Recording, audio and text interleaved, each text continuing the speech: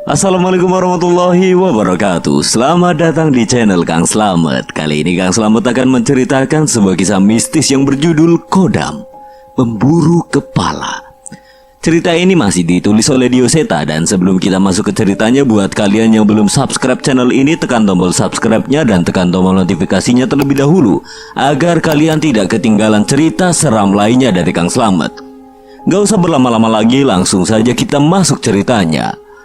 Kodam Pemburu Kepala.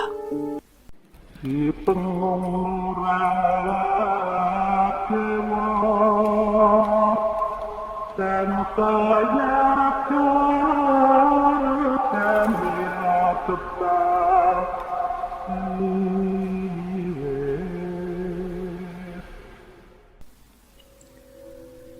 Suara langkah kaki manusia berkejaran di tengah gelapnya hutan. Nyala api dari beberapa batang obor menerangi sela-sela pepohonan, memandu sekumpulan orang yang tergesa-gesa mengejar seseorang. "Ke arah sana!" teriak salah seorang warga desa yang menemukan jejak manusia yang tertinggal di sana. Teriakan itu seolah memberi aba-aba seseorang yang bersembunyi di balik pohon sambil terengah-engah itu untuk berlari. Ia pun tidak yakin apakah ia bisa melewati malam ini hidup-hidup atau mati mengenaskan di hutan yang tidak pernah ia masuki selama ini. Walau bisa terus berlari, gelapnya malam membuatnya berkali-kali terjatuh. Tubuhnya penuh luka dan duri yang menancap di tubuhnya, hingga sekumpulan orang itu bisa dengan mudah mengejarnya. "Mati gue setan alas!" teriak salah seorang warga yang sembari melemparkan sebuah batu dengan kesal yang mendarat tepat di wajah orang itu. Beberapa pukulan mendarat di tubuhnya, tapi ia memilih terluka oleh semak berduri dan kembali meloloskan diri dari orang-orang itu lagi. "Wocong belayu Kowe mesti tanggung jawab karo sing bola kone," teriak seorang yang paling berumur di antara orang-orang itu. Mbah Gundro namanya. Ialah yang memimpin warga untuk menghabisi pria itu. "Mbah, sukir ke arah tempat itu, Mbah," bisik anak Mbah Gundro dengan hati-hati. Mbah Gundro cukup cemas. Ia pun memerintahkan mereka untuk mengejar dengan lebih cepat. "Jangan sampai ia mencapai tempat itu. Kejar!" Anak buah Mbah Gundro segera mendahului mereka dan mengejarnya. Tapi di belakang, warga desa bingung dengan apa yang mereka sebut dengan tempat itu. "Tahan, biar saya dan anak buah saya yang mengejar Sukir. Di dalam sana terlalu berbahaya." Warga yang menganggap Mbah Gundro sebagai orang yang bisa dipercaya pun menurut dan menunggu di tempat yang dibatasi dengan semak berduri itu. Tapi terlambat. Sukir sudah lebih dulu sampai. Ia sampai di sebuah tempat yang benar-benar tidak ia sangka bisa berada di kedalaman hutan. Ada sebuah gubuk di sana, gubuk yang dikelilingi pagar sederhana dengan beberapa bekas obor tertancap di sekitarnya. Sukir tidak bisa menggambarkan bau di tempat itu. Ada bau busuk, bau kemenyan, dan bau wewangian kembang yang sangat menusuk hidungnya. Saat menatapnya, ia baru sadar ada sesuatu yang tergantung di sekeliling gubuk itu. Kepala manusia. Ia menahan rasa mual saat mengetahui di ranting setiap pohon di bangunan itu tergantung kepala tanpa tubuh. Beberapa dari kepala itu bahkan masih meneteskan darah. Rasa penasarannya berhasil membuat Sukir memutuskan untuk memasuki gubuk itu. Pintu itu terkunci, tapi dengan sedikit tenaga, pintu yang dibuat dengan ala kadarnya itu terbuka. Bau kemenyan semakin menyengat dan Sukir menemukan sekotak korek api di meja di dekatnya. Sukir pun menggoreskan korek itu dan menyalakan api yang menyala sesaat. Walaupun hanya menyala sebentar, api itu memperlihatkan kepada Sukir kenyataan yang mengerikan untuknya di tempat itu. "Oneng!" Sukir tercekat saat melihat kepala istrinya tergantung pada sebuah tiang kayu yang dibuat dengan rapi. Di bawahnya, tubuh istrinya terbaring dengan sebuah keris yang menancap di tubuh itu. Setetes demi setetes darah dari kepala Wening jatuh membasahi keris yang tertancap. Sukir jelas mengerti. Ini adalah sebuah ritual. Ada sesajen yang berupa kembang dan berbagai benda yang ia mengerti. Tapi setelah ia melihat hal ini, rasa takutnya berubah menjadi amarah. "Makhluk-makhluk biadab." Sukir pun mendang sesajen itu dan menurunkan kepala istrinya. Tungku kemenyan rendaman bunga pun berserakan di tanah. Ia menangis memeluk kepala istrinya yang masih belum bisa menutup matanya. Dari jauh Sukir mendengar suara langkah kaki yang mendekat ke tempat itu. Spontan ia pun mencabut keris itu dari tubuh istrinya dan keluar dengan membawa amarahnya. Wes siap mati gue Sukir. Bagundro tidak segan-segan menghunuskan parangnya kepada Sukir yang menatap tajam pada Bagundro. Sopo dalang iki kabeh? Siapa yang sudah membunuh Weneng? Bagundro melihat Sukir menenteng kepala istrinya, terlebih satu tangannya menggenggam keris yang sudah berlumuran darah. Keris itu bukan punyamu. Sukir menatap keris itu. Ucapan Bagundro seolah memastikan bahwa Bagundro mengetahui semua ini. Kalian membunuh Weneng? Tidak, kamulah yang membunuh Sutoyo. Kamu harus mati. Sukir semakin geram. Aku tidak pernah membunuh siapapun. Kini Sukir sadar rupanya dia dijebak oleh Bagundro dan anak buahnya. Ia dituduh sebagai pembunuh Sutoyo, anak dari kepala desa. Tidak mungkin ada yang mempercayai perkataannya. Saat ini ia hanya bisa bertarung sampai mati dengan orang-orang yang ada di hadapannya saat ini. Aku mungkin akan menyusul Weneng, tapi setidaknya ku bawa kau mati bersamaku. Dengan keris berdarah yang ada di genggamannya, ia menahan serangan dari anak buah Bagundro. Ia mengamuk kesetanan. Beberapa anak buah Bagundro terluka oleh serangan itu. Tapi mereka tidak bodoh, mereka hanya mempermainkan Sukir sampai ia benar-benar kelelahan. Kau pikir satu sampah busuk bisa melawan kami semua? Kini berbalik, seluruh anak buah Bagundro mengeroyok Sukir. Sabetan demi sabetan menggores tubuh Sukir. Mereka benar-benar mempermainkan Sukir dan membuat Sukir tersiksa. Sampai akhirnya Bagundro mendekat dan sebuah tusukan menembus lambung Sukir. Hanya kurang satu. Hanya kurang kepalamu seorang dan penghuni keris itu akan patuh kepadaku.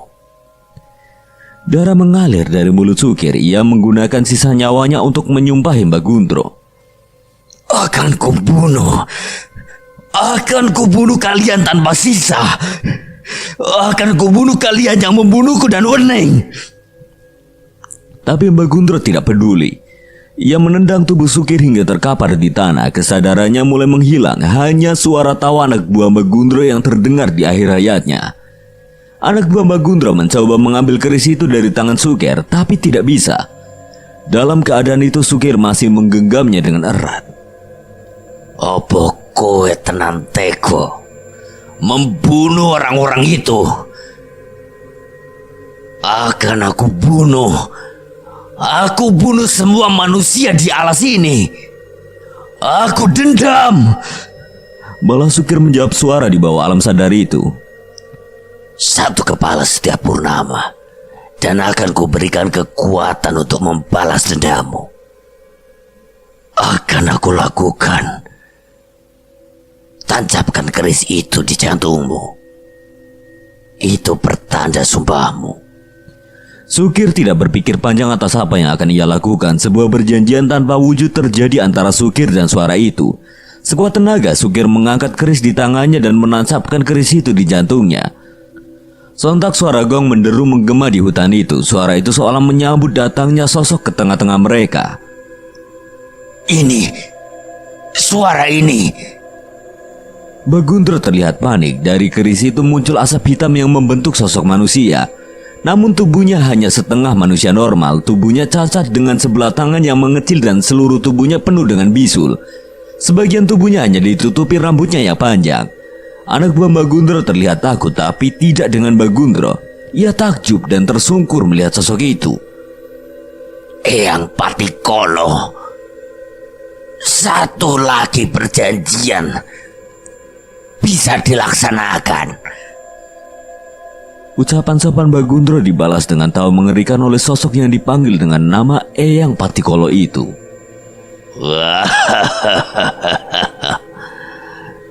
Kamu telat. Perjanjianku wis karo menungso iki. Sekarang nyawa kalian semua ada di tangannya. Mendengar ucapan itu, Bagundro panik. Ia tidak terima dengan apa yang terjadi. Bah, saya yang mempersembahkan semua kepala ini. Tidak mungkin dia. Belum sempat menyelesaikan perkataannya, Eyang Patikolo berbalik mengacukan Bagundro. Manusia ini gila. Dia akan memberi banyak kepala untukku. Tubuh Eyang Patikolo dan keris itu berubah menjadi asap hitam yang merasuk ke tubuh Sukir. Perlahan luka di tubuh Sukir pulih, ia pun mulai mendapatkan kesadarannya kembali. Lari, jauhi Sukir. Kenapa lari, Mbah? Kita lawan saja rame-rame. Goblok, Eyang Patikolo bukan kodam sembarangan. Patih yang membawanya bisa membantai satu kerajaan seorang diri pada zamannya. Terdengar suara teriakan anak Bambagundro yang terhenti saat menoleh ke belakang. Terlihat Sukir tengah memisahkan kepala orang itu dari tubuhnya dengan tangan kosong. Siji Eyang, ucap Sukir yang matanya tengah menghitam. Kini ia mengincar satu persatu anak buah Bagundro. Mereka mencoba melawan, tapi tidak satu pun dari mereka yang bisa melukai Sukir. Pemandangan mengerikan terjadi di depan gubuk itu. Satu persatu kepala anak buah Bagundro terpisah dari kepalanya. Darah bermuncratan memandikan Sukir yang kesetanan. Tapi entah mengapa kepala-kepala yang tergantung di atas pohon terlihat seolah tersenyum menikmati kejadian itu. Bagundro pun tidak luput dari kejadian itu. Ia mencoba menghindari Sukir, tapi Sukir dengan cepat menangkapnya. Bagaimana cara kau membunuh Wening? Ampun Sukir, ampun. Bagundro memohon belas kasihan dari Sukir, namun tidak ada pertanda Sukir akan mengabulkannya. Kau menusuk tubuhnya. Ampun Sukir, aku tidak mau mati. Biar aku melayanimu Sukir. Sukir yang hanya ingin memuaskan dendamnya pun tidak menanggapinya dan menarik lengan Bagundro hingga terpisah dari tubuhnya. Ampun Sukir, cukup. Teriak Bagundro saat itu seolah tembang yang merdu bagi Sukir. Ia menikmati saat-saat ia menyiksa Bagundro dan akhirnya mengakhirinya dengan memisahkan kepala Bagundro dari tubuhnya. Yang kubutuhkan darimu hanya kepalamu. Sukir menenteng kepala Bagundro dan mengatur nafasnya kembali. Ia menatap purnama malam itu dengan puas dengan dendamnya yang terbalaskan. Tak lama setelah itu muncul warga desa yang mencapai tempat itu. Mereka tidak bisa menunggu lama lagi di antara semak duri itu. Sukir, kowe setan. Bakal mbok kapake wong-wong kuwi. Sukir teringat bagaimana warga desa menarik ia dari rumahnya dan menghajarnya. Mereka menuduhnya membunuh Sutoyo dan membuatnya kabur hingga semua hal ini terjadi. Kapateni. Sekali lagi kejadian mengerikan terjadi di bawah bulan purnama. Nyawa warga desa yang masuk ke dalam hutan lenyap begitu saja dengan kepala yang terpisah dari tubuhnya. Sukir tertawa puas mengetahui rasa sakitnya terbalaskan. Setelah tertawa puas, ia pun terbaring dan melampiaskan rasa lelahnya di rumput hutan itu. Puas, aku puas. Ingat janjimu. Aku akan kembali lagi saat menjelang purnama berikutnya. Suara Eyang Patikolo mulai menghilang dari alam sadar Sukir. Setelahnya matanya kembali memutih. Ia tidak merasakan keadaan sosok lain lagi di dalam kesadarannya, tapi ia merasa ada perbedaan dalam dirinya. Tidak ada rasa takut, nafsu yang menggebu-gebu dan perasaan nyaman seolah tidak ada satupun manusia yang bisa menyakiti dirinya. Purnama adalah keindahan yang diberikan Yang Maha Pencipta untuk semua makhluk yang menanti malam. Terkadang kita melewatkannya dalam lelapnya tidur. Walau begitu, ia tetap setia membinarkan sinarnya. Agar kita selalu tersadar bahwa menatapnya atau tidak, ia selalu ada di sana. Mikir apa Thomas? Tanya ibu penjaga warung yang mengantarkan secangkir kopi hitam memecahkan lamunanku. Wah, abot bu. Aku mikir ke nasib negara. Ibu itu hanya tersenyum sembari memajukan bibirnya meledek bercandaanku. Ya monggo, aku tak mikir ke nasib warungku wae. Aku pun menikmati segelas kopi hitam di bawah gemerlapnya sinar purnama. Aku menikmati suasana yang jarang sekali bisa kurasakan selama ini. Apa? Suasana pedesaan, pegunungan? Kalian salah. Saat ini kopi hitamku ditemani suara teriakan orang-orang yang mengamuk dan pemandangan orang-orang yang saling baku hantam di sekitar kantor kecamatan. Masnya nggak takut kena pukul? Lah, ibunya nggak takut warungnya kena rusuh. Ibu itu kali ini ikut duduk menemaniku memandang puluhan orang yang saling tawuran memamerkan ilmu bela diri dari perguruannya masing-masing. Rezeki ada yang ngatur, Mas. Bisa jadi habis tawuran mereka lapar, terus mampir ke warung saya. Mantep, Bu. Nyali ibu tak acungi jempol. Lah Masnya sendiri siapa? Kok segitu kurang kerjaannya merhatiin orang tawuran? Saya Cahyo, Bu. Mau pergi juga nggak bisa. Lah Simbah lagi kumat. Walah, ya sudah santai dulu, Mas. Motornya masukin ke dalam rumah saya saja. Bahaya. Bisa jadi pelampiasan mereka kalau semakin parah. Motornya aja, Bu. Orangnya enggak. Orangnya sekalian tapi lewat pintu kecil itu tuh. Aku menoleh ke arah pintu itu dan melihat bangunan kecil di sana. Lah, kandang ayam, Bu. Nah itu tahu. Aku pun menggaruk kepalaku sembari menerima kebaikan ibu warung untuk menitipkan motorku saat aku keluar. Tiba-tiba beberapa orang yang merasa dirinya sebagai pendekar lewat dan menyadari keberadaanku. Sopo we? Saya cuma numpang lewat, Mas. Gak ikut-ikutan. Bohong. Dari perguruan mana kamu? Bener, Mas, saya gak ikut-ikutan. Sayangnya mereka masih terbawa adrenalin tawuran yang terjadi. Ia pun menarik tubuhku dan mengayunkan lengannya untuk memukul wajahku. Aku tidak tinggal diam dan menepis serangannya. Namun serangan lain sudah menantiku. Dengan sigap aku menepis dan menghindari semua serangannya. Sudah kuduga, kamu pasti salah satu dari perguruan Giriulo. Akhirnya serangan demi serangan mencoba menghantam tubuhku. Beberapa pukulan sempat mendarat, namun aku masih dapat menahannya. Sayangnya mereka terus-terusan mengajak teman-temannya untuk menyerangku. Tak hanya satu kelompok, tapi beberapa kelompok lain juga ikut menyerangku. Aku pun mulai kerepotan dan mencoba memikirkan cara untuk lepas dari keadaan ini. Panggil ketua kalian. Panggil yang terkuat di hadapan kalian dan hadapi aku kalau berani. Aku mencoba mencari peluang terbaik. Dengan menghadapi ketua mereka, mungkin aku bisa terlolos dari keroyokan mereka. Tidak usah sombong.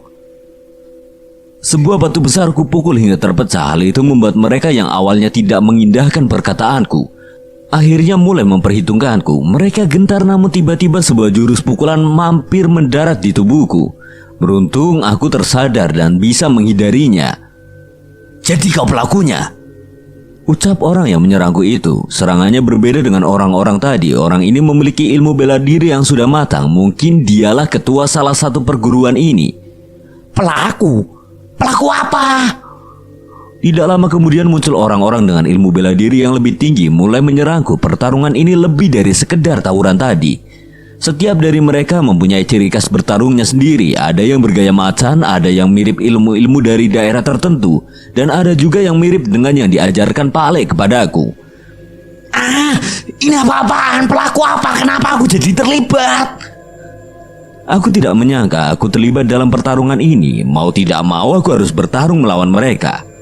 Tidak mau mati mengenaskan, aku pun memasang kuda-kuda dengan menatap dan bersiap menghadapi mereka. Dan dalam sekejap, tiba-tiba aku sudah terkapar dengan babak belur.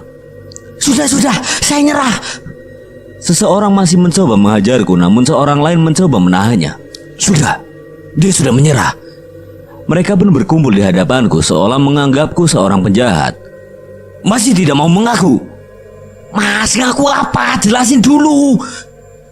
Seseorang bersiap menghajarku lagi, tapi ternyata masih ada orang yang berpikiran sehat di antara mereka. Ia meminta temannya membawakan sebuah benda yang tidak lama setelahnya berada di hadapanku. Ini perbuatanmu kan? Sebuah benda terbungkus kain hitam ditunjukkan di hadapanku. Ia membukanya dan menunjukkan sebuah kepala dengan kondisi yang mengenaskan. Ini... Bukan. Aku sama sekali tidak mengerti apapun tentang hal ini. Kali ini aku tidak tinggal diam. Aku mengeluarkan sesuatu dari saku celanaku. Sesuatu yang seharusnya bisa menahan mereka berbuat lebih jauh. Kwitansi pembayaran. Kamu mencoba mengerjai kami? Bukan. Ini alibi saya. Aku menjelaskan bahwa aku memang kebetulan lewat setelah mengirimkan stok bahan kulit mentahan ke Magetan dan mengambil dagangan bule. Aku menunjukkan kwitansi dan beberapa tanda terima barang kepada mereka. Ada tanggal dan stempel pengusaha lokal sana yang menyatakan bahwa aku tidak terlibat. Lah, terus kenapa mereka mukulin kamu? Lambo, Kini aku yang ngotot pada mereka. Enak saja. Sudah membuatku babak belur seperti ini mau pura-pura tidak bersalah. Kalau bukan orang ini berarti benar ini ulah kalian. Teriak seseorang yang mengenakan ikat kain berwarna hijau di pinggangnya. Benda itu seperti merupakan tanda perguruan yang ia ikuti. Ia menuduh seseorang yang mengenakan celana panjang hitam dengan kaos logo perguruan bela diri bergambar ular. Sudah, jangan berantem lagi. Kan tinggal tanya saja apa mereka yang melakukannya.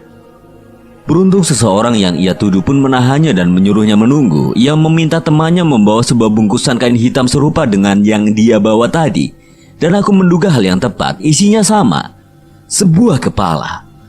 Kedua perguruan itu mulai merasa ada yang aneh. Rupanya pertarungan ini dimulai saat ada sebuah kepala anggota perguruan dikirimkan ke mereka. Hal itu jelas membuat mereka marah dan ingin membalas dendam. Hal yang serupa juga terjadi di perguruan lawannya. Ada sosok yang mencoba mengadu domba mereka dengan cara yang keji. Sarto, ada yang ingin mencari masalah dengan kita.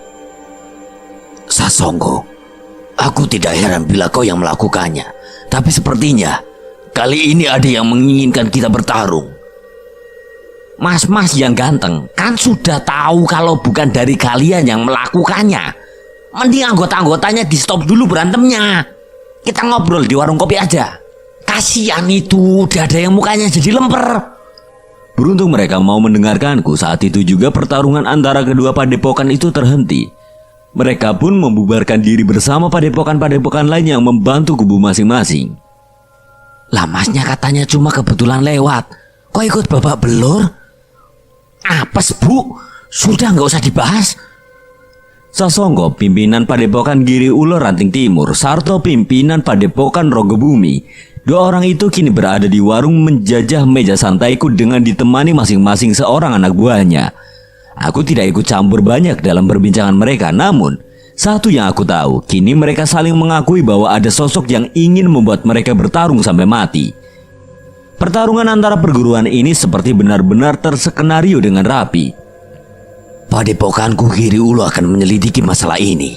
Kalau ada informasi tentang pelakunya, kau bisa menghubungiku. Jangan sembunyikan apapun. Kami pun melakukan hal yang sama. Kita kesampingkan dulu masalah perguruan sampai bangsat ini tertangkap. Balas Sarto, sebuah kesepakatan sudah dibuat. Kini untuk sementara pertarungan antara kedua perguruan ini tidak akan terjadi lagi. Mereka pun juga akan menginformasikan ke perguruan lain agar tidak ada lagi yang terjebak. Mas Cahyo, padepokan Ronggobumi hanya beberapa kilo dari tempat ini. Sebaiknya Mas Cahyo istirahat dulu di sana sembari kita bantu mengobati lukanya. Aku menoleh ke arah jam di warung dan melihat jarum pendek sudah menunjuk ke jam 10 malam. Mungkin tidak ada salahnya aku mengikuti tawaran Mas Sarto. Boleh mas, saya numpang tidur sebentar. Besok pagi saya langsung pulang. Mas Sarto pun keluar dan mengambil motornya untuk mengantarkanku ke padepokan. Aku pun menemui ibu warung menitipkan simbah dan membayar pesananku. 40.000 mas. Lah, 40.000? Kan cuma kopi hitam sama gorengan 2 bu. Ibu warung memoncongkan wajahnya ke Mas Sarto dan Mas Sasongko yang sudah keluar. Lah itu, kopi dan jajanan mereka kan belum dibayar. Aku memukul dahiku, meratapi apesku lagi. Tak mungkin juga aku menagih ke mereka. Rasa sakit dari pukulan mereka masih berdenyut di wajahku. Ngatmo itu salah satu anggota terlama kami. Dia hanya tinggal bersama adiknya di kota ini. Mas Sarto menceritakan tentang siapa yang kepalanya ia tunjukkan kepadaku tadi. Sambil mengambilkan beberapa peralatan P3K, ia menceritakan kejadian-kejadian aneh yang mereka alami akhir-akhir ini. Perguruan mereka memang mempelajari ilmu-ilmu alam, namun entah mengapa akhir-akhir ini murid-murid baru kerap kali mengalami kesurupan ketika melakukan lelahku untuk belajar. Belum lagi beberapa dari murid mereka merasa diteror dengan mimpi yang sama. Mimpi tentang perguruan Giri Ulo yang berencana menyerang kami. Puncaknya adalah kemarin saat kepala Ngatmo dikirimkan dalam bungkusan kain hitam ke tempat ini. Mas Sarto, di tengah-tengah perbincangan kami ada seorang anak laki-laki keluar dari salah satu kamar dan menghampiri kami. Mas Sarto pun menjemput anak itu dan mengajaknya bergabung dalam perbincangan kami. Dia Dano, adik Ngatmo. Seorang anak yang sepertinya masih berjuang di sekolah menengah pertama, terlihat matanya masih sembab dengan alasan yang tidak aku tahu. Sementara Danu tinggal bersama saya di sini. Orang tuanya ingin menjemputnya, namun ia masih ingin menyelesaikan sekolahnya di sini dulu sebelum pindah. Aku mengangguk mengerti. Aku menoleh lagi ke arah Danu dan menepuk bahunya. Yang sabar ya. Baru sempat berbicara sebentar dengan mereka, tiba-tiba seluruh lampu di padepokan mati. Awalnya kami menganggap ini hal yang biasa, tapi saat mendengar suara langkah kaki yang mendekat, aku pun merasa ada yang janggal. Mas Harto, hati-hati. Biar saya periksa, saya titip Danu. Aku menyanggupinya sementara Mas Harto meninggalkan kami memeriksa ke arah suara langkah kaki itu berasal. Siapa itu? Tidak ada jawaban yang terdengar oleh Mas Harto. Ia pun memutuskan untuk keluar dan memeriksa meteran listrik yang mungkin saja turun. Tiba-tiba suasana menjadi hening. Tidak ada tanda-tanda listrik akan menyala. Aku pun menggenggam erat bahu Danu dan menjaganya baik-baik. Cayo, bawa Danu pergi, tinggalkan tempat ini. Seketika suara teriakan Mas Harto terdengar dari luar. Aku yang penasaran segera berlari menghampiri arah suara itu dan mendapati Mas Harto tiba-tiba sudah babak belur. Aku ingin segera menolong Mas Harto, namun aku mengkhawatirkan keadaan Danu. Kekhawatiranku terjawab saat tiba-tiba makhluk yang membuat Mas Harto babak belur menyadari keberadaan Danu. Dengan cepat makhluk itu berlari ke arah kami mengincar Danu. Aku segera membawa Danu pergi berlari melewati pintu belakang. Makhluk itu berusaha mengejar kami, tapi setidaknya kami bisa mengambil jarak. Keadaan yang telah melewati tengah malam ini membuat kami tidak menemui warga di sekitar. Aku sempat menengok sebentar. Makhluk itu adalah seorang manusia dengan rambut dan janggut yang panjang. Dari wajah dan bentuk tubuhnya sepertinya orang itu tidak terlalu tua. Seketika aku langsung waspada ketika melihatnya menyerang Mas Harto dengan membawa sebuah kepala. Kepala yang kulihat tadi, kepala salah satu anggota padepokan Giri Ulo. Sebisa mungkin aku berlari dan bersembunyi di antara rumah-rumah warga, tapi makhluk itu selalu saja bisa menemukan kami. Mas, gak kuat mas, napasku habis. Aku mengerti keadaan Danu. Pelarian ini terlalu berat untuknya. Tidak ada pilihan. Sepertinya aku harus mencoba menghadapi orang itu seorang diri. Danu, mundur dulu ya. Jangan jauh-jauh dari Mas Cayo. Danu mengikuti ucapanku dan sekarang orang yang menghajar Mas Harto tengah berhadapan denganku dari jarak jauh. Belum sempat pertarungan dimulai, tiba-tiba terdengar suara motor dari arah belakang gang tempat kami berada. Mas Cayo, Danu naik. Kita hadapi saja Mas Harto. Jangan goblok, kita pastikan Danu selamat dulu. Mendengar alasan itu, aku pun setuju dengan segera menaiki motor Mas Harto. Sekilas orang itu mencoba menyerang kami, tapi tentu saja ia tidak bisa mengejar kecepatan sepeda motor Mas Harto. Mas Harto melaju sejauh mungkin menuju tempat yang aman. Kami berhenti di salah satu pom bensin yang masih buka. Besok kita akan berkumpul di belakang situs tua. Kita siapa? Bukan hanya perguruanku yang diserang, ada 3 perguruan lain. Sekarang kami harus tahu siapa yang membunuh Ngatmo. Awalnya aku tidak ingin ikut campur tangan terhadap urusan ini, tapi keberadaan sosok yang mengejar kami tadi benar-benar berbahaya bila dibiarkan lepas begitu saja. Tepat saat matahari terbit, kami menuju ke sebuah situs purbakala tempat sisa-sisa reruntuhan bangunan zaman dulu. Ada beberapa makam di sana dan di belakang tempat itu terdapat tumpukan-tumpukan batu yang tersembunyi di antara pepohonan. Sekumpulan foto mengerikan diperlihatkan kepada kami. Kali ini Sasongko terlihat sangat geram. Aku melihat berbagai pusaka menempel di tubuhnya. Sepertinya ia sudah bersiap untuk kemungkinan terburuk. Sudah 3 anggota padepokan Giri Ulo mati di tangan setan itu. Tidak hanya Sasongko, Maman ketua perguruan Macan Kelana juga menceritakan 2 anggotanya yang sudah kehilangan kepalanya. Ia sudah siap menghabisi siapapun pelakunya. Orang itu bisa memisahkan kepala manusia dalam hitungan detik. Ilmunya tidak main-main. Jangan gegabah, ucap Mas Harto. Bilang saja kalau kau takut. Bangsat kau. Mas Harto kesal, tapi aku mencoba menahannya dan memintanya untuk tenang. Mas Harto sudah menghadapi makhluk itu sendiri. Sasongko tidak menyangka mendengar ucapan itu dariku. Wajahnya seolah tidak percaya. Apa itu benar? Mas Harto mengangguk, namun sepertinya ia enggan menceritakan kegagalannya mengalahkan makhluk itu. Dia pengguna kodam. Kodam apa? Apa lebih kuat dari Eyang Singokelana? Tanya Maman. Tidak mungkin dia mampu mengalahkan kodam kami, Ki Ulo Kencono. Mendengar pertanyaan mereka, aku cukup heran. Kodam adalah sesuatu yang sakral. Aku tidak menyangka mereka menyebut kodam keramat itu dengan mudah. Mas Harto menggeleng. Kalian sendiri sudah tahu kan? Tidak mungkin anggota kalian tidak menggunakan kodam perguruan saat melawannya. Kodam orang itu berada di tingkat yang berbeda. Pemakan nyawa, peminum darah, pungunya apapun sudah tidak bisa dianggap manusia. Tapi kau masih bisa selamatkan. Sasongko masih tidak terima. Mas Harto mengeluarkan sebuah batu akik sebesar genggaman tangannya. Batu merah legam itu sudah retak dan hampir pecah.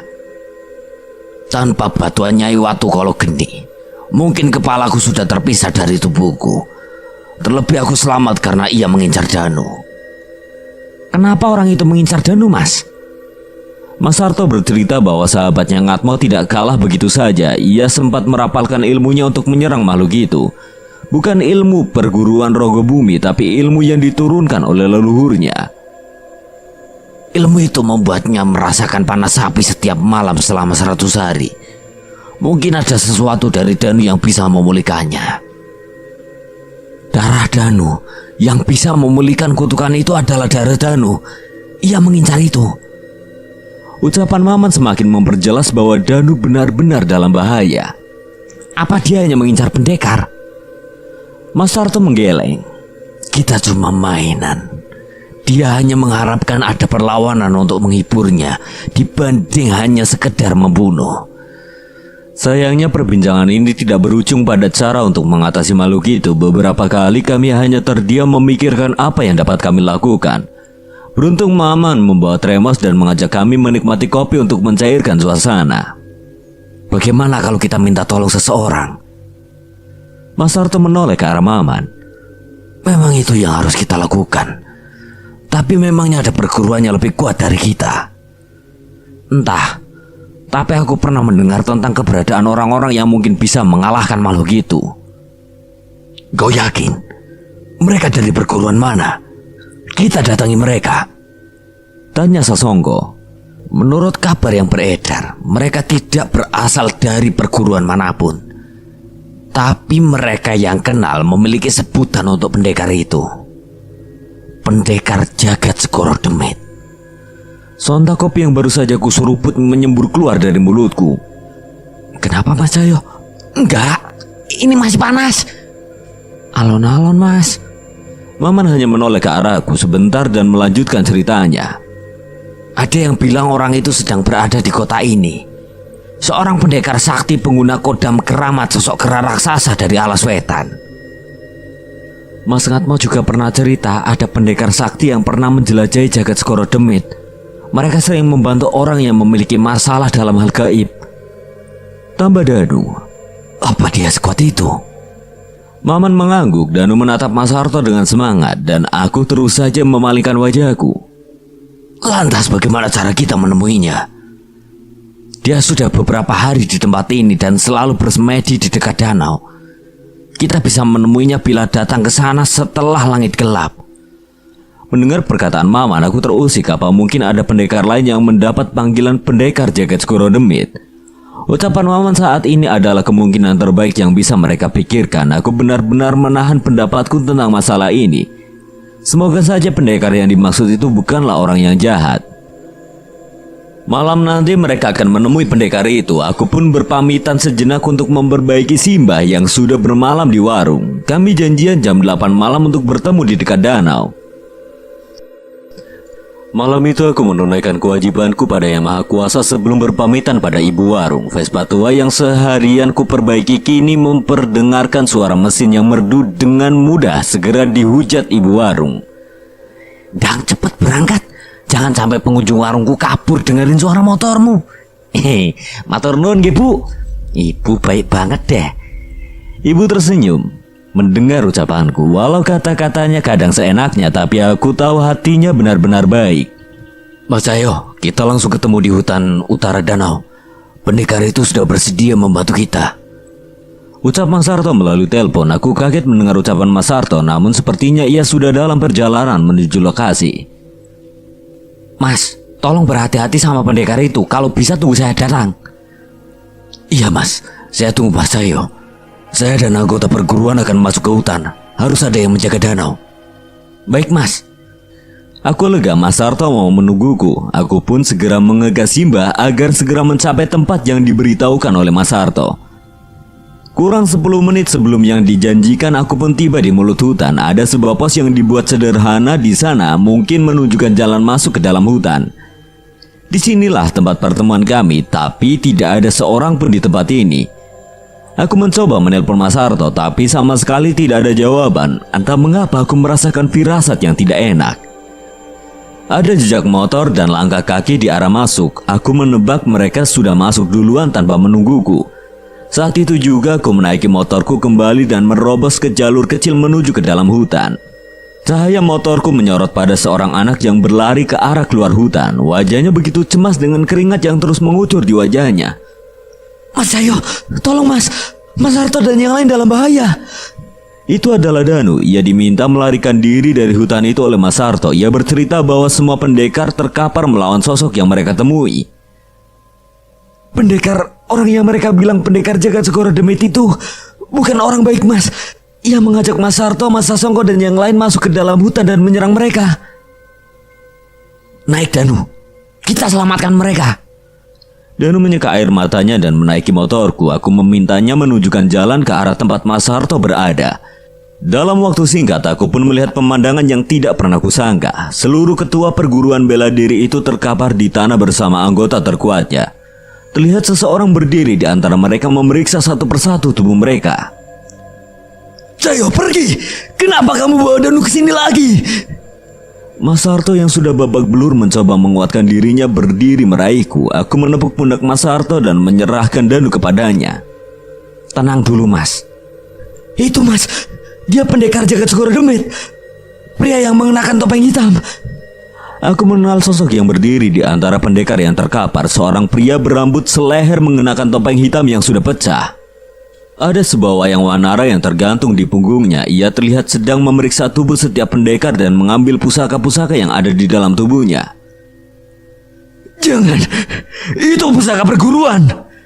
Tidak menanggapi ucapan Sasongko, pendekar bertopeng hitam itu berbalik mematahkan tangan Sasongko. Suara teriakan Sasongko menggema memegahkan telinga.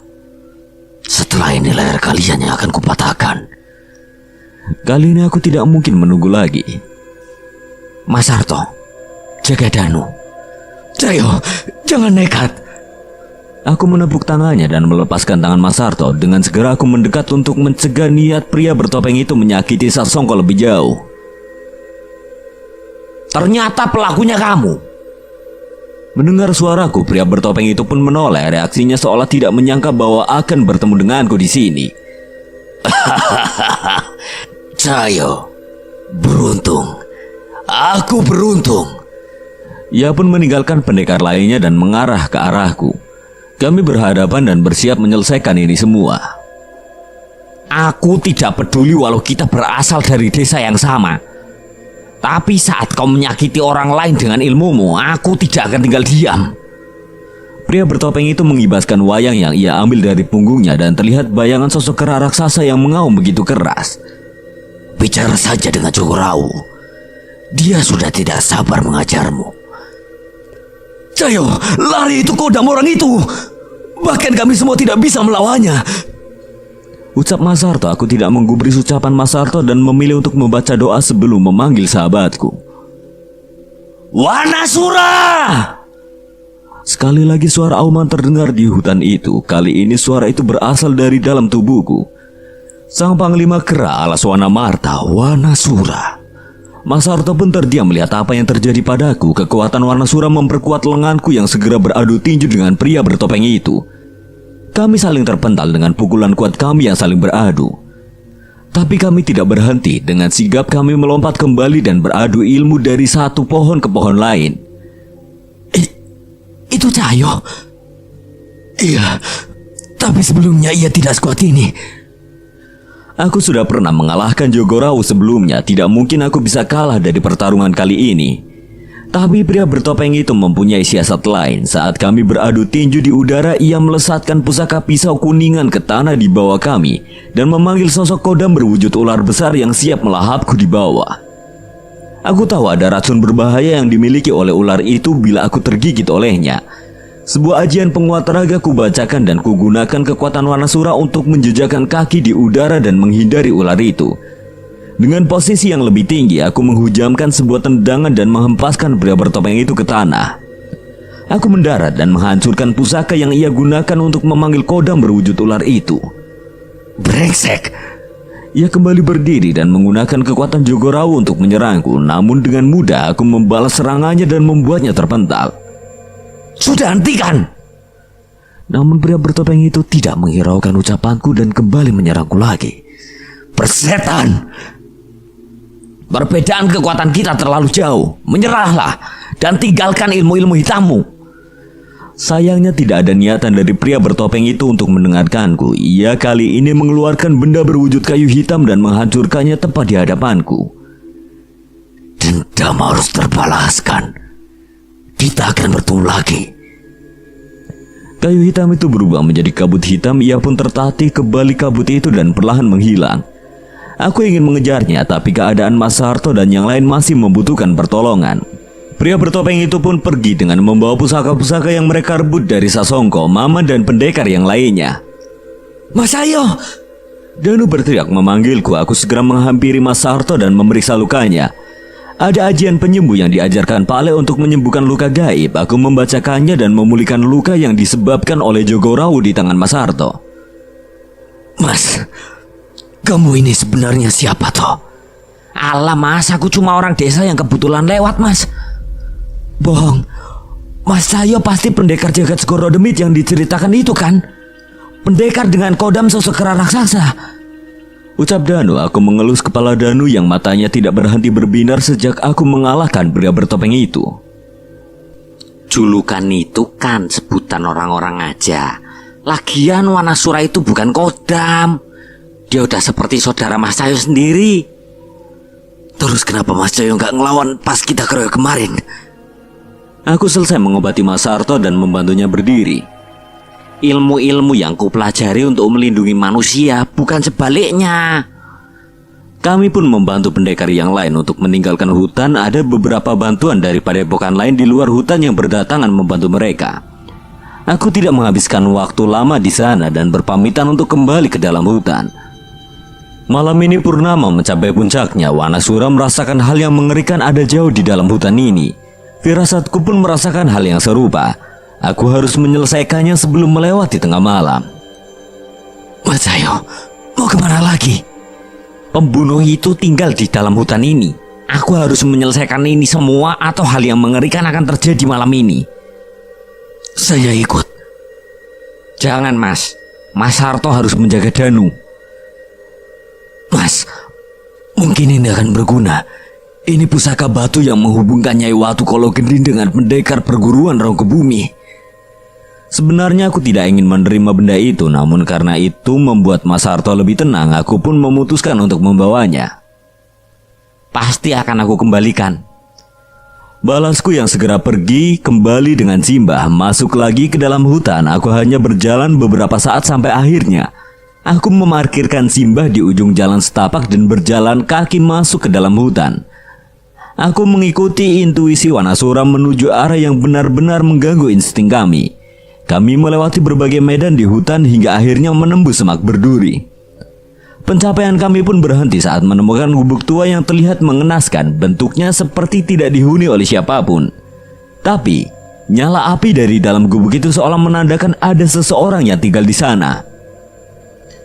Aku melangkah dengan berhati-hati ke dalam gubuk misterius itu dan mencoba membuka pintu rapuhnya. Ternyata pintu itu dapat terbuka dengan mudah. Ada seseorang sudah menanti di sana. Seseorang yang duduk di sebuah kursi tua dengan timbunan tengkorak manusia yang berserakan di sekitarnya. Seorang pria berambut dan berjenggot panjang dengan tubuh yang tidak terurus. Bajunya sudah robek-robek seolah tidak pernah diganti. Sosoknya persis seperti yang menyerang ke padepokan Mas Sarto. Sopo kowe? Pria itu membuka matanya, tubuhnya begitu kurus, terlihat berbagai penyakit kulit menjangkit tubuhnya. Namun sepertinya ia tidak bisa mati dengan mudah. Saya Sukir. Tolong bunuh saya. Angin berhembus kencang, menggetarkan gubuk reot yang aku datangi. Berbeda dengan sisi hutan lain, gubuk ini terletak di tanah yang lapang dengan jarak cukup jauh dari pepohonan. Sukir, itu namanya. Seorang pria kurus yang ada di hadapanku saat ini. Jarang sekali aku melihat seorang manusia dengan keadaan mengenaskan seperti ini. Seorang manusia yang memilih mati, tapi dipaksa untuk terus hidup. Tubuhnya yang kurus kering menggambarkan keinginannya untuk mati dengan tidak memakan apapun, dan berbagai penyakit yang menjangkitnya tidak mampu membuatnya mati. Dengan mudah aku mengetahui bahwa ia adalah inang dari sosok Kodam yang memanfaatkan tubuhnya. Apa dia seberbahaya itu? Awalnya ia meminta 1 kepala tiap purnama, tapi jumlah itu selalu bertambah. Dan malam ini ia menggila. Ia meminta 100 kepala. Sontak aku tercengang mendengar ucapannya itu. 100 kepala. Sosok itu benar-benar gila. Dengan tumbal sebanyak itu, entah sekuat apa makhluk yang berkuasa atas tubuh Sukir. Apa yang harus aku lakukan untuk mengalahkannya? Keris berdarah. Perjanjian kami dimulai dengan itu. Di waktu yang singkat, Sukir menceritakan tentang apa yang terjadi padanya. Ia bercerita mengenai istrinya yang dihabisi seorang dukun untuk memanggil sosok Kodam ini. Sosok Kodam mengerikan yang bahkan membuat penggunanya di zaman dulu mampu menghancurkan satu kerajaan. Sebelum istrinya, dukun itu juga sudah menghabisi hampir 100 nyawa manusia. Sukir merupakan korbannya yang ke-100. Ia akan dibunuh setelah dituduh membunuh anak kepala desa. Namun ternyata setan itu memiliki tipu daya lain. Alih-alih mengikuti dukun yang mencarikannya tumbal, setan itu memilih untuk mengikuti Sukir yang terbakar api dendam. Ia merasa bisa mendapatkan lebih banyak tumbal dengan memanfaatkan rasa dendam Sukir. Dengan kekuatan dari Kodam itu, Sukir menghabisi dukun dan anak buahnya. Tak luput dari rasa amarahnya. Warga desa yang mengejarnya pun dihabisi. Perjanjian tadi dengan syarat Sukir memberikan tumbal 1 kepala di setiap purnama. Tepat saat menjelang purnama, tubuh Sukir selalu diambil alih oleh Kodam yang mengikutinya. Ia mengincar seseorang yang membuatnya tertarik dan menghabisinya saat purnama tiba. Sayangnya, jumlah itu terus bertambah. Sukir sebenarnya tidak peduli. Kekuatannya ia miliki membuatnya terhindar dari rasa takut dan membuatnya jauh dari bahaya. Sampai sesuatu yang tidak ia sangka terjadi. Dia meminta kepala anak saya. Aku menarik nafas merasakan apa yang dirasakan Sukir saat itu. Sukir menolak, tapi Kodamnya meminta ganti 10 kepala manusia. Sukir harus membunuh sendiri orang-orang itu dan menyerahkannya dalam ritual pada malam purnama. Sukir sudah menyanggupinya. Ia mempertaruhkan nyawanya untuk mendapatkan 10 kepala itu dan meritualkannya sebagai tumbal. Tapi setan itu tidak menepati janjinya. Ia tetap membunuh anak Sukir dan menggantungnya di pohon halaman rumahnya. Saat Sukir tersadar dari pengaruh setan itu, ia mendapati kepala anaknya sudah berada di hadapannya persis saat ia menatap kepala istrinya yang tergantung. Dari situ aku tahu, aku tidak berkutik pada sosok biadab ini. Setiap menjelang purnama ia mengambil alih tubuhku ini dan membunuh semua yang ia incar. Jadi kau sengaja mengejar pendekar-pendekar itu berharap ada yang bisa membunuhmu? Sukir mengangguk, namun sepertinya ia tidak punya waktu banyak untuk menceritakannya. Dengar baik-baik, bisa saja ini adalah cara untuk mengalahkannya. Sukir bercerita bahwa makhluk itu pernah dikalahkan di zaman dulu oleh pendekar yang dikenal sakti. Ia dikurung di sebuah keris hitam dan tidak mampu bangkit selama beratus-ratus tahun. Tarik pusaka itu dari tubuhku dan kurung makhluk itu kembali ke sana. Aku mencoba memahami perkataan Sukir. Ini terdengar sederhana layaknya menangkap jin dan mengurungnya dalam botol. Tapi aku tahu, hal ini jauh lebih daripada itu. Malam sudah mencapai puncaknya. Sukir sudah kesulitan mempertahankan kesadarannya. Kalau kau mau lari, larilah sekarang. Aku menggeleng dan membentuk sebuah kuda-kuda. Aku siap. Semoga kau selamat anak muda. Setelah ini aku bukanlah Sukir. Aku adalah Eyang Patikolo. Seketika mata Sukir menghitam, tubuhnya mengeras lebih dari sekedar tubuh lemah yang mengenaskan. Ia berdiri dengan tegap dan menatapku sambil menyeringai. Sukir bodoh. Tidak ada gunanya berbicara dengan mayat. Siapa yang kau maksud mayat?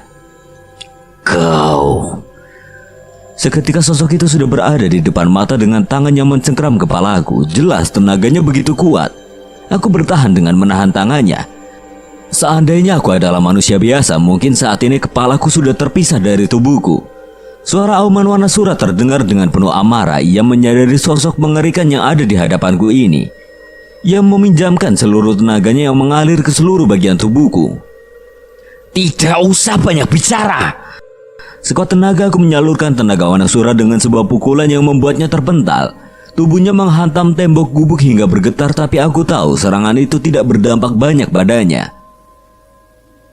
Panglima Kerala Sonamarta, bagaimana kau bisa patuh pada manusia rendahan? Aku kembali menghantamkan pukulan kepadanya, tapi kali ini ia menahannya dengan tenaganya yang tidak dapat diremehkan. Aku dan Wanasura memiliki keinginan yang sama, menghabisi makhluk sepertimu. Berbagai serangan ku hantamkan ke tubuh Eyang Patikolo yang mampu menahan dan melancarkan serangan balik kepadaku. Aku harus memikirkan cara agar bisa mengalahkannya dengan cepat. Aku mencoba membacakan ajian pemutih raga pada tubuh Sukir. Setidaknya itu bisa membuat keselarasan tubuh Sukir dan Eyang Patikolo terganggu. Bocah brengsek. Mengetahui niatku, Eyang Patikolo pun semakin serius. Wajahnya menghitam dan taringnya memanjang. Dengan mudah ia melesat ke arahku dan bersiap menerkamku. Aku bertahan dengan tenagaku, namun taringnya menancap dalam hingga darahku mengucur deras. Aku sadar kuku-kukunya menajam. Ia sudah mengayunkan tangannya untuk menembus tubuhku, tapi aku memilih menggunakan kekuatan Wanasura untuk membantingnya yang masih menggigitku dan membuka rahangnya dengan paksa. Tidak punya pilihan, aku harus menggunakan seluruh kemampuanku dengan membacakan ajian penguat raga untuk meningkatkan kekuatan Wanasura. Pertarungan sengit pun terjadi hingga seluruh bangunan ini pun hancur imbas dari pertarungan kami. Kini pertarungan kami berlangsung di tengah hutan tepat di bawah pancaran sinar purnama. Aku benar-benar tidak menyangka Eyang Patikolo benar-benar memiliki kemampuan sebesar ini. Ayo Wanasura, ada ayat-ayat suci yang kubacakan pada serangan kita ini. Wanasura mengaum dengan keras. Sebuah pukulan kembali beradu. Kali ini Eyang Patikolo terpental. Ia segera berdiri untuk kembali melawan, namun tiba-tiba tubuhnya terhenti. Sekarang habisi setan ini, tarik keris itu dari dalam tubuhku. Terdengar suara Sukir dari tubuh itu. Aku sedikit tersenyum. Sepertinya strategiku berhasil. Doa-doa dan ayat suci yang kubacakan bisa sedikit mengembalikan kesadaran Sukir. Akhirnya aku pun mendekat ke tubuh Sukir, meletakkan tanganku pada dadanya dan menarik pusaka keris hitam yang ada di tubuhnya. Benar, keris itu ada di sana. Secara gaib tanganku berhasil menggenggamnya, namun tiba-tiba cairan hangat terasa dari sisi perutku. Kau pikir Sukir benar-benar bisa mengalahkanku? Aku terjebak. Kini tangan Eyang Patikolo sudah menembus bagian perutku. Kekuatan Wanasura melindungiku, tapi jelas luka ini membuatku lumpuh. Secepat mungkin aku menarik tubuh mundur menjauh dan mencoba menghentikan pendarahan ini, tapi serangan bertubi-tubi Eyang Patikolo menyusul mendarat di tubuhku. Wanasura menyalurkan tenaganya agar tubuhku bisa bertahan dari serangan itu, tapi itu tidak cukup. Aku memuntahkan darah dari semua serangan yang mungkin akan menghabisiku ini. Apakah aku bisa meminta pertolongan dalam keadaan seperti ini? Kesalahanku adalah tidak mengabari Pale dan Danan saat menemui permasalahan ini. Entahlah. Sekarang semua kuserahkan kepada Tuhan. Aku tahu nyawaku akan selalu ada dalam perlindungannya. Yang ku bisa saat ini hanya mempertahankan kesadaranku dan mengharapkan mukjizat terjadi. Mas Ayo! Terdengar suara anak kecil memanggilku dari kejauhan hutan. Itu adalah suara Danu. Sontak mataku terbelalak khawatir dengan keberadaannya. Danu, lari! Apa yang kamu lakukan di sini? Di belakang Danu ada beberapa orang menyusulnya, Mas Sarto, Maman, dan Sasongko yang sudah menggunakan penyangga lengan.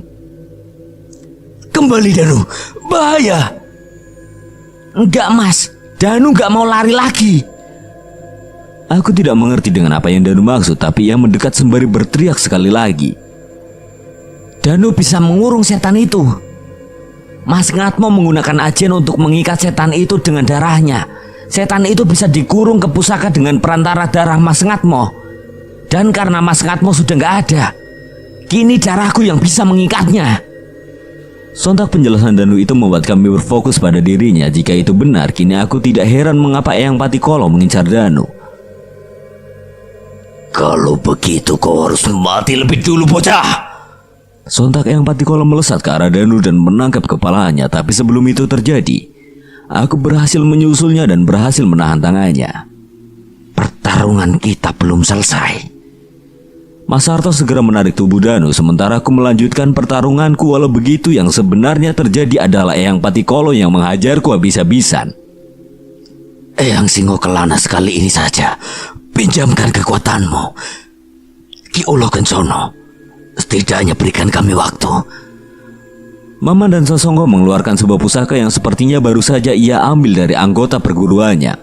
Pusaka yang mampu menghubungkan mereka dengan kodam pelindung perguruannya. Ini adalah pusaka terakhir kami. Seketika terdengar suara mendesis di penjuru hutan. Tidak lama suara langkah kaki hewan buas mendekat dengan cepat dengan suara geramannya sangat kuat.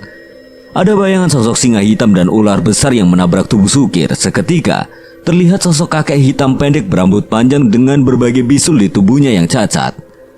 Tangannya membesar sebelah dengan rambut yang menutupi tubuhnya. Ternyata wujudmu semenjijikan perbuatanmu.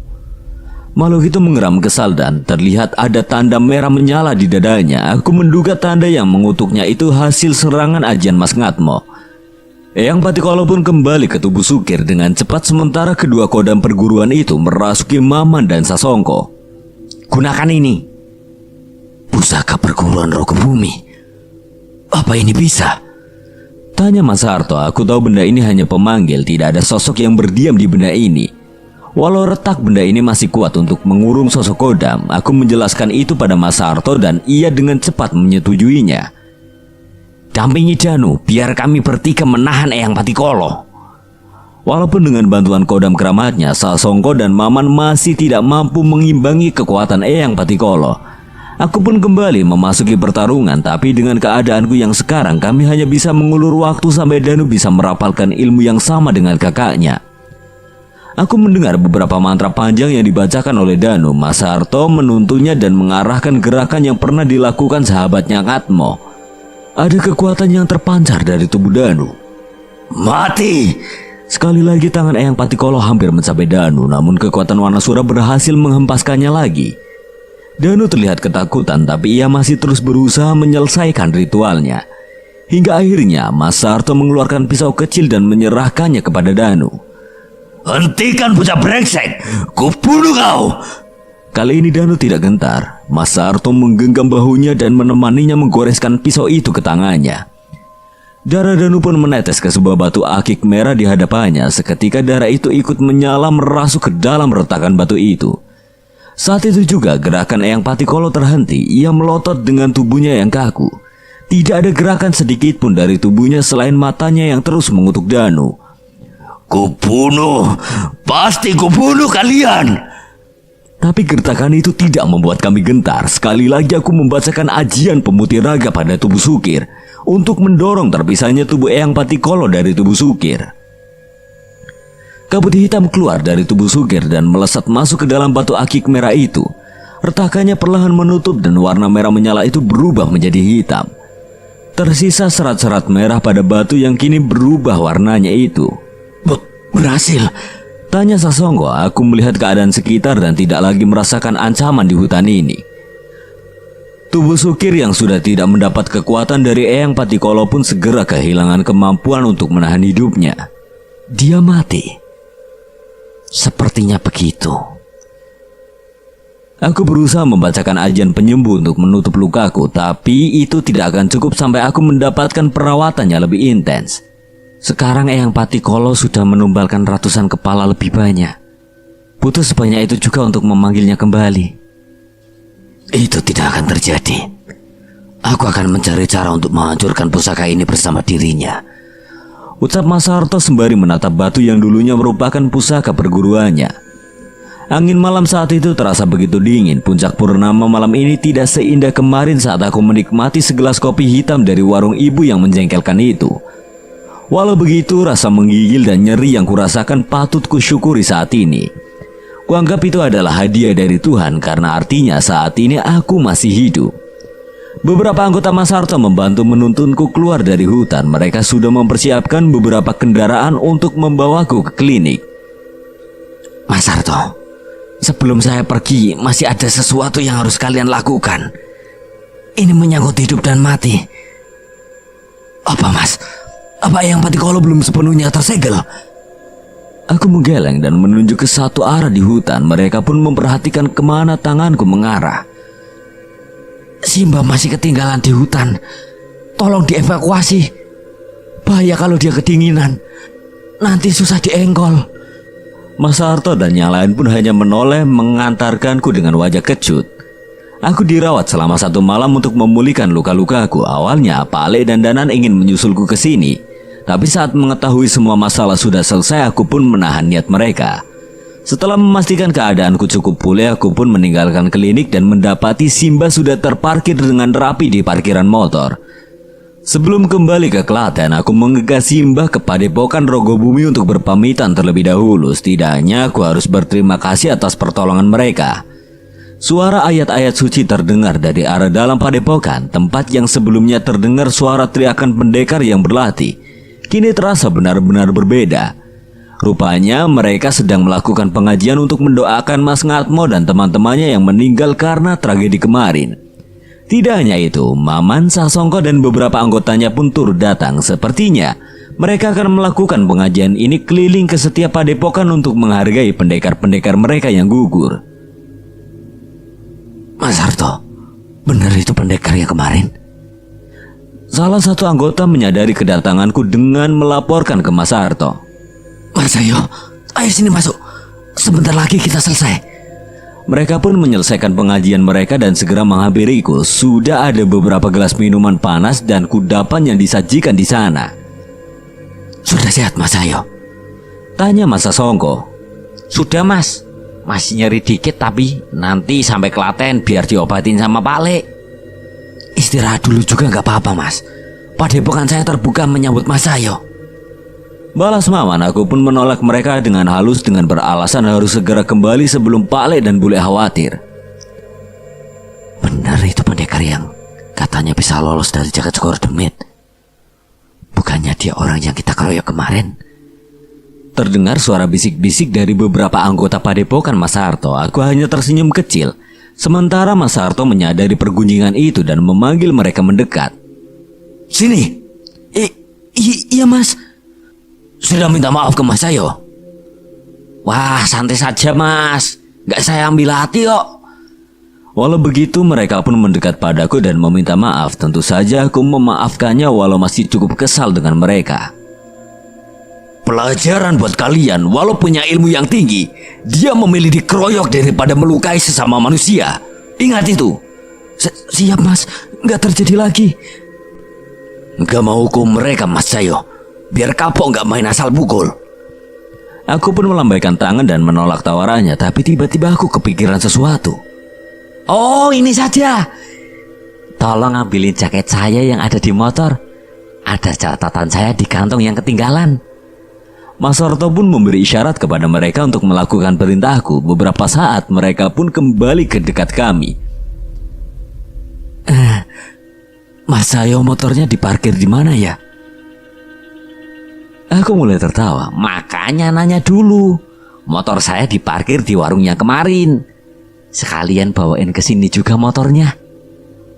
Mereka pun saling bertatapan menyadari jarak padepokan itu dan warung yang cukup lumayan. Namun jelas mereka tidak berani membantah dengan adanya Mas Harto. Mas Sayo bisa aja punya ide ngerjain mereka. Mas, mereka bawa duit kan? Tadi pagi aku sarapan di sana tapi lupa bawa uang.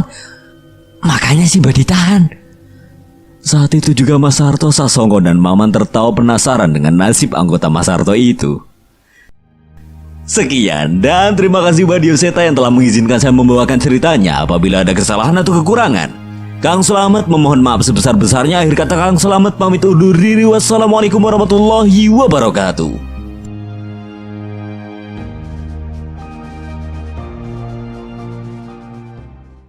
Assalamualaikum warahmatullahi wabarakatuh. Selamat datang di channel Kang